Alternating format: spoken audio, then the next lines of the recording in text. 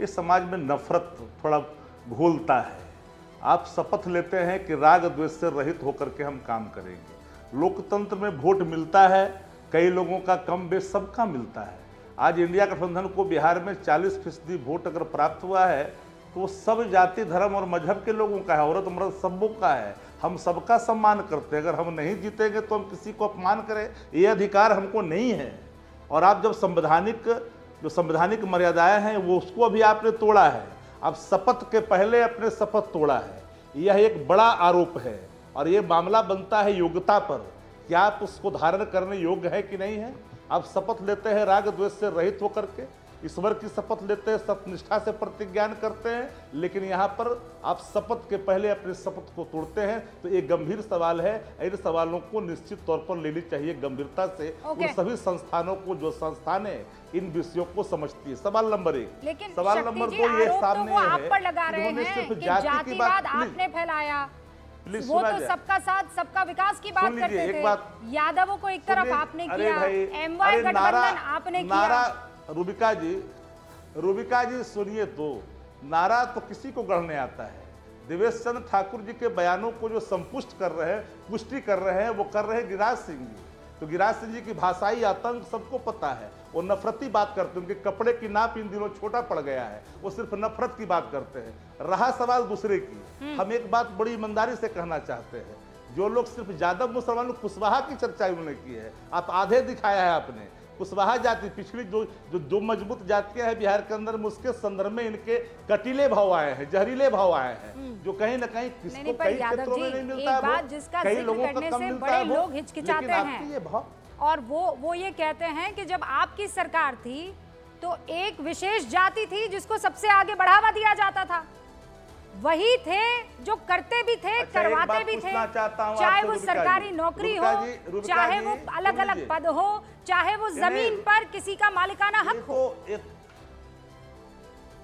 अच्छा रूबिका जी, आप तो सजग पत्रकार एंकर हैं, 3 बातें बताइए। हाँ। जाति गणना के जो सर्वे आए, सर्वे रिपोर्ट आए, उसमें कौन किन किन जातियों में नौकरी कितने, सब बात सामने आ गया। 1 पॉइंट कुछ ही तो है यादव समुदाय का, उसमें कुछ ज्यादा रद्दोबदल नहीं है। आज की तारीख में जो आपने करवाया है और बरसों बरस पहले जो जातिगत जनगणना हुई थी, उसमें कोई बहुत ज्यादा अंतर नहीं है। नहीं रूबिका जी, खंड खंड में मेरी बातों को नहीं सुनी जाए। रूबिका जी, खंड खंड में आपने मुझसे सवाल पूछा, मैंने उसका जवाब पूरी बात आपने निर्बाधता के साथ, नहीं निर्बाधता के साथ आपने जिनको सुना है हमें भी सुनिए। हमने एक लाइन में कहा कि आंकड़े इस बात के प्रमाण हैं। कोई लोग कहता है मन बढ़ो और मन चलो, लोग कहाँ है। पूरे चुनाव के अंदर में एक इंडिया गठबंधन का एक नेता का बयान बताइए जहां पर जातीय उन्माद की बात कहीं खुल करके आई है। सेल्फ डिफेंस में गोलियां चलेगी और चलते ही रहेगी। अभिषेक झा, एक नेता बता दीजिए, एक भी नेता का नाम बताइए, एक नेता का नाम बता दीजिए, एक नेता का नाम बताइए चुनाव के दौरान में। मैं आपको बताता हूं। देखिए, बिहार को जातीय उन्माद, धार्मिक उन्माद की राह में धकेलने का जो सबसे बड़ा श्रेय है वो राजद को जाता है। वो दौर हर किसी को याद है जब भूरा बाल साफ करो का नारा दिया जाता था। इस तरह की स्थिति हो चुकी थी बिहार में सवर्णों की। इन्होंने अगड़ा पिछड़ा करके और खास समुदाय के लोगों को आगे करके जिस तरह का तनाव बिहार में पैदा किया था वो किसी से छिपा नहीं हुआ है, कोई इस बात को नहीं भूला है। इसलिए आज भी जब राष्ट्रीय जनता दल के लोग किसी भी तरह के वादे करते हैं, अभिषेक जी, वो ये कह रहे हैं इन चुनावों की बात बताइए ना, तेजस्वी जी करना पड़ता है। 2024 की बात बताइए। अच्छा, मैं जवाब देता हूँ। रामचरितमानस पर मैं दूंगी मौका, मैं आपको जवाब देता हूँ। 2024 रामचरितमानस पर कौन इस तरह के बयान देता है? अबरू के विषय में कौन इस तरह के बयान देता है? रामचरितमानस को या धार्मिक भावनाओं को भड़काने के लिए किस पार्टी के नेता बयान देते हैं? अरे भाई, इनके अरे याद है ना आपको? जैसा रुकिए, मेरे 2 और मेहमान बाकी है। जैसा रुकिए, अब जवाब लेने दीजिए। इनके जगदानंद जी वो याद दिला दिया, रामचरितमानस। पार्टी खड़ी है हमारे मिथ्या आरोपों को, मिथ्या आरोपों को आपने पहले ग्राह्य कर है। हमारे समय में लालू जी के समय में सीताराम सिंह से लेकर रघुवंश सिंह से लेकर रूपनारायण झा से लेकर बैजनाथ पांडे से लेकर के गिरिजा देवी, सारे अखिलेश सिंह, सारे लोग हमारे अगड़े जाति के लोग थे जो नेतृत्व करते थे हमारे दल के अंदर में, बड़े पदों पर थे।